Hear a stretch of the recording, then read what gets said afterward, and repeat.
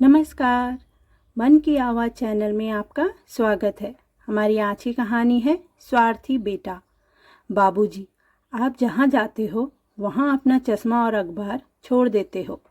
जब आपसे अपनी चीज़ें नहीं संभाली जाती हैं तो अपने कमरे में रहिए ना। यूं सब कमरों में घूमने की ज़रूरत नहीं है।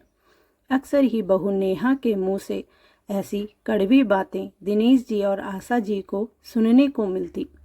बहू के मुंह से ऐसी बातें सुन दिनेश जी को लग रहा था जैसे किसी ने उनके गाल पर जोरदार तमाचा मार दिया हो, क्योंकि बहू नेहा ये सब बातें उनके बेटे के सामने ही कह रही थी।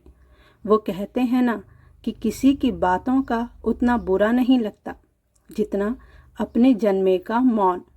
आशा जी और उनके पति दिनेश जी को बेटे बहू के घर आए आज पूरे 3 महीने हो गए थे, लेकिन ये 3 महीने दोनों को एक युगों से कम नहीं लग रहे थे।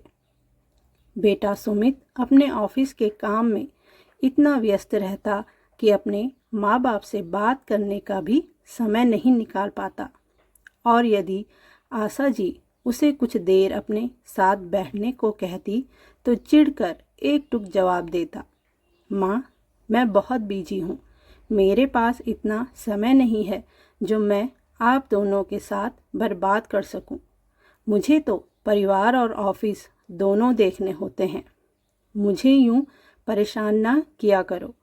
आपका क्या है, काम धाम तो कुछ है नहीं, कुछ नहीं तो अपने हाथ पांव ही हिला दिया करो। आप नेहा को भी कुछ आराम हो जाएगा। बेटा, माँ है वो तुम्हारी, अगर इज्जत नहीं दे सकते हो तो कम से कम बेइज्जत तो मत करो। दिनेश जी से रहा नहीं गया तो वो बोल पड़े, माँ है तो क्या सर पर बिठाऊं क्या, कहकर सुमित निकल गया। उधर नेहा ऐसे खुश हो गई थी जैसे आज उसकी कोई मन की मुराद पूरी हो गई थी। दरअसल नेहा ने चिकनी चुपड़ी बातें कर के सुमित को अपने जाल में फंसा लिया था। अब तो सुमित नेहा की हर बात का कायल था। आशा जी ने धीरे धीरे सुमित से बात करना ही छोड़ दिया। दरअसल सुमित के मन में अपने माता पिता के लिए उल्टी सीधी बातें कर बहू नेहा ने ही जहर भर दिया था, जो उन दोनों के यहाँ आने से खुश नहीं थी। जबकि आशा जी रसोई के सारे कामों में बहू का हाथ बढ़ाया करती थी। बेटे बहू के इस तरह के व्यवहार ने उनको तोड़कर रख दिया था। आशा जी अपने पुराने दिनों की याद में खो गई, जब सुमित की शादी नहीं हुई थी और दिनेश जी गांव में अध्यापक की नौकरी पर थे। सुमित शहर में जॉब पर था, इसलिए आशा जी 15 दिन दिनेश जी के साथ और 15 दिन सुमित के साथ रहने को आती रहती। सुमित हमेशा कहा करता, माँ जब बाबूजी रिटायर हो जाएंगे तब हम एक साथ यहीं शहर में रहेंगे। कैसे सुमित उनकी छोटी छोटी बातों का ध्यान रखता, कैसे उनकी फिक्र किया करता। कोई काम करना हो तो उनको पूछे बिना नहीं करता था। जब नेहा के बारे में सुमित ने बताया था तब दोनों ने खुशी खुशी दोनों की शादी करवा दी थी। शादी के 1 साल बाद दिनेश जी रिटायर हो गए थे और यहाँ बेटे बहू के साथ रहने आ गए थे। लेकिन शादी के बाद सुमित के व्यवहार में आए परिवर्तन से दोनों हतप्रभ थे।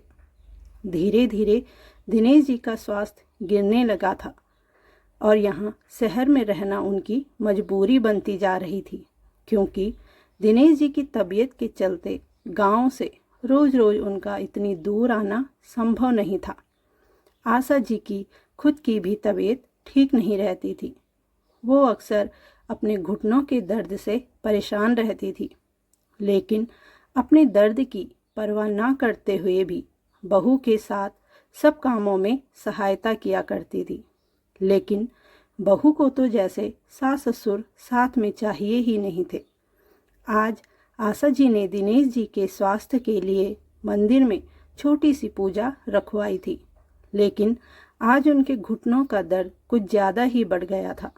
इसलिए बेटे सुमित से बोली, बेटा तेरे बाबूजी के लिए पंडित से छोटी सी पूजा करवानी है, इसलिए मुझे जरा मंदिर तक छोड़ दे। मेरे घुटनों में बहुत दर्द हो रहा है। लेकिन सुमित ने साफ इनकार कर दिया। माँ, क्या आपको पता नहीं है कि आज संडे है? ले दे के बस एक संडे तो मिलता है आराम करने के लिए, उसमें भी तुम परेशान कर रही हो। आप किसी ऑटो या रिक्शे में चली जाओ। कहकर सुमित अपने कमरे में चला गया। तभी बहू नेहा की आवाज़ उनके कानों में पड़ी, सुमित, मुझे पार्लर जाना है, बाहर बहुत तेज़ धूप हो रही है, तुम मुझे छोड़ दो। ठीक है, तुम तैयार हो जाओ, मैं छोड़ दूंगा। ये सब सुन आशा जी की आंखों में आंसू निकल आए और वो लड़खड़ाते कदमों से बाहर निकल गई। बाहर बहुत तेज़ धूप हो रही थी। पेड़ की छांव के नीचे वो ऑटो रिक्शे का इंतज़ार करने लगी। थोड़ी देर में एक रिक्शे वाला आया तो उसमें बैठ मंदिर चली गई। मंदिर में पंडित जी के हाथों पूजा करवाई और खुद भी पूजा में बैठ गई। आंखें बंद की तो न जाने क्यों आंसू खुद ब खुद प्रभु के आगे निकल आए। इन 4 महीनों में न जाने उन्होंने क्या क्या देख लिया था। पूजा संपन्न होते होते दोपहर हो गया। बहुत देर तक ऑटो का इंतजार किया, लेकिन कोई नहीं मिला तो पैदल ही घर की ओर चल दी। तेज धूप में ही घर पहुंची। सांसें उखड़ रही थी। आंखों के आगे अंधेरा छाने लगा था। जल्दी से किचन में गई थी। देखा कि किचन सारा फैला हुआ था। सिंक में बर्तन पड़े थे। आशा जी ने एक गिलास पानी लिया और पीने लगी। प्रसाद देने दिनेश जी के पास गई तो देखा कि वो दवाई खाकर सोए थे और सुमित टीवी देख रहा था। प्रसाद लेकर बेटे को दिया। सोच रही थी कि शायद सुमित कुछ उनकी सुध लेगा, लेकिन क्या मजाल कि सुमित ने उनका हालचाल भी पूछा हो।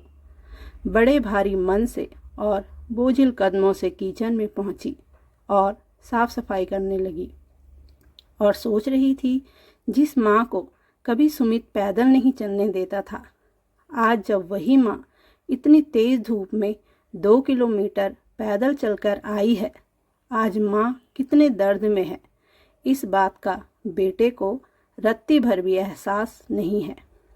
शादी के बाद बेटे इतने पत्थर दिल और स्वार्थी कैसे हो जाते हैं। आशा जी की आंखें दर्द और दुख के आंसुओं से भर चुकी थी। किचन साफ कर ही रही थी कि नेहा आ गई। माँ जी, मैं और सुमित खाने के लिए बाहर जा रहे हैं, आप अपने लिए खाना बना लेना और खा लेना। थकी हुई थी इसलिए अपने लिए और दिनेश जी के लिए खिचड़ी बना दी। आशा, मुझे लगता है कि हमें गांव वापस चले जाना चाहिए। ना यहाँ की आबो हवा और ना ही यहाँ के लोग हमें पसंद करते हैं, इसलिए ऐसे माहौल में रहने से अच्छा है कि हम दोनों गांव में रहें। हम दोनों एक दूसरे के लिए काफ़ी हैं। हम किसी को ज़बरदस्ती अपने साथ रहने के लिए बाध्य नहीं कर सकते। आशा जी चुपचाप दिनेश जी की बातें सुन रही थी और गालों में लुढ़क आए आंसुओं को साफ कर रही थी। आज दिनेश जी को नींद नहीं आ रही थी और वो आशा जी की मनोस्थिति भी अच्छे से समझ पा रहे थे। जिसको इतने नाजों से पाला पढ़ाया लिखाया, आज वो हम उन्हें दुश्मन लगते हैं। सोचते सोचते उनकी आंख लग गई। अगले दिन जब सोकर उठे तो देखा आशा जी सो रही थी, पर बेचैनी चेहरे पर दिख रही थी। वह रसोई में गए और खुद चाय बनाई। कमरे में आकर पहला कप आशा जी को उठाकर पकड़ाया और दूसरा खुद पीने लगे। आज बड़ी जल्दी उठ गए, आपके मन में क्या चल रहा है? आशा जी ने रुआंसे लहजे में पूछा। मैं सब ठीक कर दूंगा, बस तुम धीरज रखो और अपना सामान बांध लो। हम आज ही गांव जाएंगे और वहाँ अपनी नई दुनिया बसाएंगे। दिनेश जी बोले, लेकिन आपकी दवाइयाँ, आपकी तबीयत, मैंने डॉक्टर उनका नंबर ले लिया है और आजकल ऑनलाइन चेकअप भी हो जाता है। जब ज़्यादा ज़रूरत महसूस होगी तो आ जाएंगे। सुबह जब सुमित उठा तो दिनेश जी बोले, बेटा, सोचा था रिटायरमेंट के बाद सभी एक साथ हंसी खुशी रहेंगे, लेकिन हमने ये नहीं सोचा कि शादी के बाद तुम इतना बदल जाओगे, अपने ही माँ बाप से दूर हो जाओगे।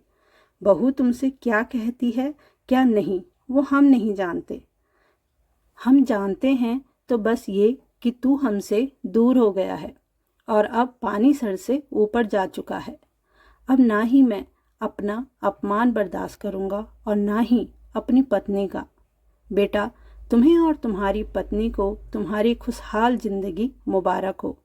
इसलिए मैंने ये निर्णय लिया है कि हम दोनों आज गांव चले जाएंगे और वहीं रहेंगे। हम दोनों के लिए मेरी पेंशन काफ़ी है। दोनों एक दूसरे के सहारे रह लेंगे। दिनेश जी आंखों में आए आंसुओं को छुपाते हुए कह रहे थे, बाबूजी, आज पहली बार आपने कोई पते की बात बोली है। वो क्या है ना, दूसरों के घर पर नौकरों की तरह रहने से अच्छा है अपने घर में रहा जाए, चाहे रूखी सूखी मिले, लेकिन अपना घर तो अपना घर होता है। और ऐसे में गांव के घर के दरवाजे भी खुले रहेंगे। बहुत सही निर्णय लिया है आपने बाबूजी। बहू बेशर्मी से बोली, जैसा आप लोगों को ठीक लगे। मुझे ऑफिस के लिए देर हो रही है, मैं निकलता हूँ। ना सुमित ने रुकने के लिए कहा और ना ये पूछा कि कैसे जाओगे, मैं टिकट करा देता हूँ। बहू की तीर समान बातें सुन और बेटे के यूं कड़वे व्यवहार से दुखी दोनों पति पत्नी अपना सामान समेटने लगते हैं। दोनों को गांव पहुंचते पहुंचते रात हो जाती है। धीरे धीरे समय बीता। आज दोनों को बेटे के घर से आए पूरे 2 महीने हो गए थे। आशा जी चाय बना घर के आगे 20 बाई 20 गज की कच्ची जगह थी, जहाँ था आशा जी के सपनों का बगीचा और जहाँ दिनेश जी अपनी बगिया में फूलों की देख रेख कर रहे थे। वहाँ पर चाय ले आई। बेला के पौधे, अंगारों सा दहकता गुड़हल का पेड़, जाड़े में तो रंग बिरंगे फूल, डहेलिया, गुलाब, पैंजी और तमाम किचन गार्डन की सब्जियां चार चांद लगा देती। गांव के स्वच्छ वातावरण और अच्छे माहौल में कुछ ही दिनों में दिनेश जी के स्वास्थ्य पर भी सुधार होने लगा। दोनों एक दूसरे के साथ आनंद से गांव में रहने लगे। धन्यवाद दोस्तों। कहानी पसंद आई हो तो कमेंट, लाइक, चैनल को सब्सक्राइब जरूर करिएगा।